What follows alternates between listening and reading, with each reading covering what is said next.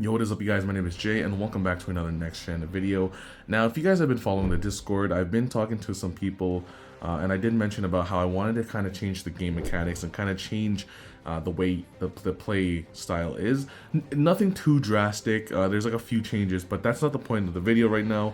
The point of the video is that as I was playtesting with a few friends of mine, I came across a really huge problem with these two cards.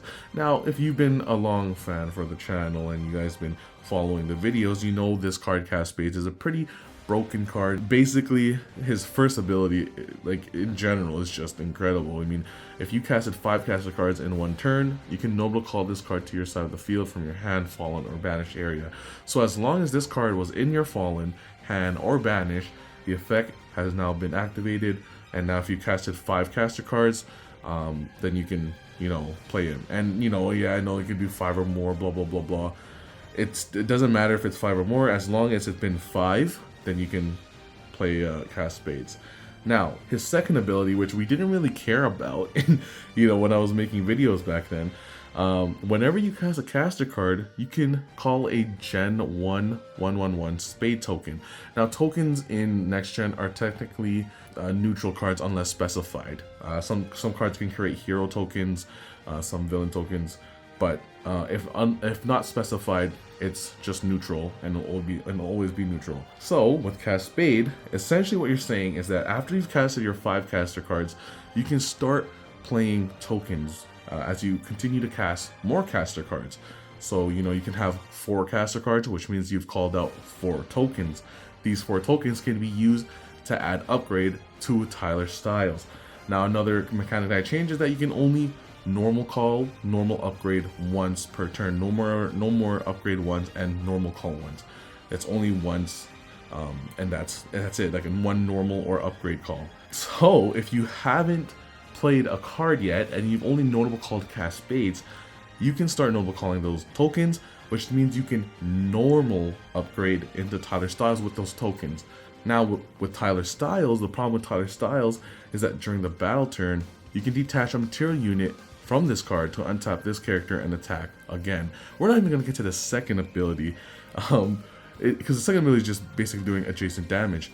The problem here is that in turn 1, right, you can add those 4 spade tokens with Cascades and get Tyler Styles in turn 1. And if you go second, it's possible that you could actually board wipe your opponent's first turn, and then if it's you're going second, you can just set up, and when it's the battle turn, you have free game. We're seeing here, okay, at the minimum, if you've only played Cascades and Tyler Styles, we're seeing 44 damage from Tyler Styles plus 9 from Cascades.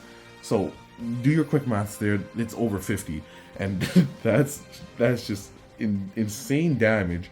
And now the new starting life is like 35, I'm pretty sure, or it's been 35.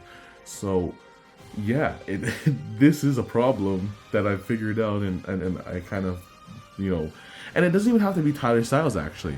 Tyler Styles was just worst case scenario.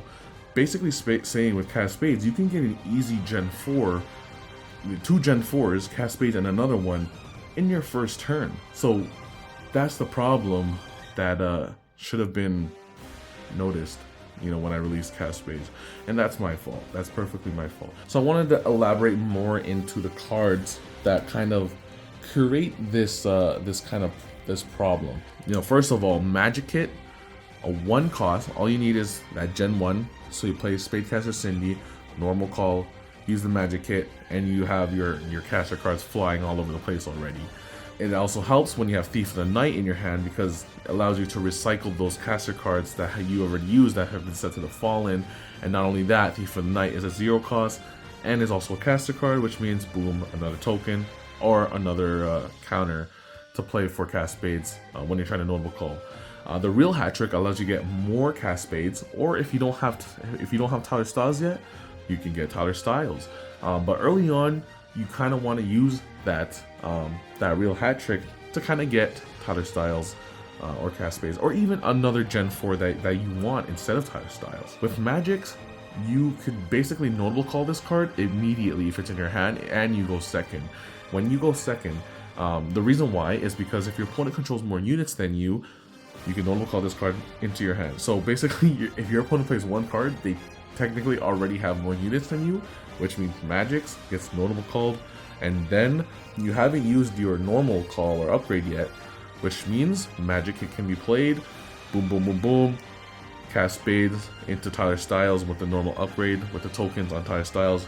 There you go. There's your 50 plus damage because now you got Magix in the field as well.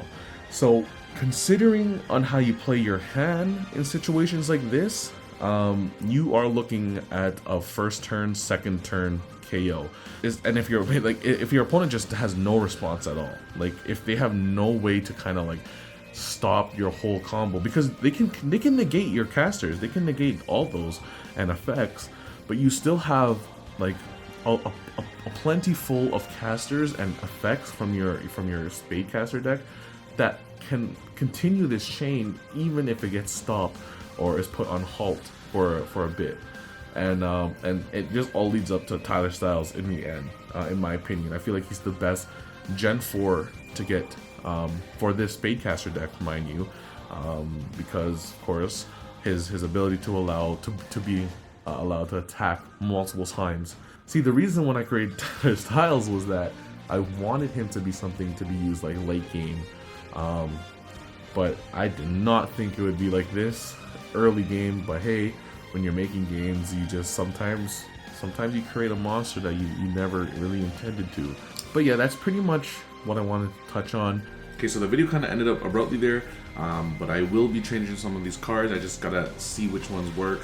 And I'm also just thinking to myself, you know, maybe I do make a ban list and limit some cards. I don't really like the term of banning cards because I want all cards to be useful.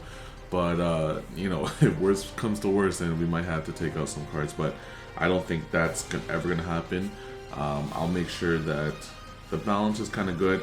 Then again, I don't want to make too many changes because I feel like I'm just going to be constantly changing the game. So definitely we'll be adding some limitations to some of these cards that I've talked about. And pretty much that's it. So see you in the next video.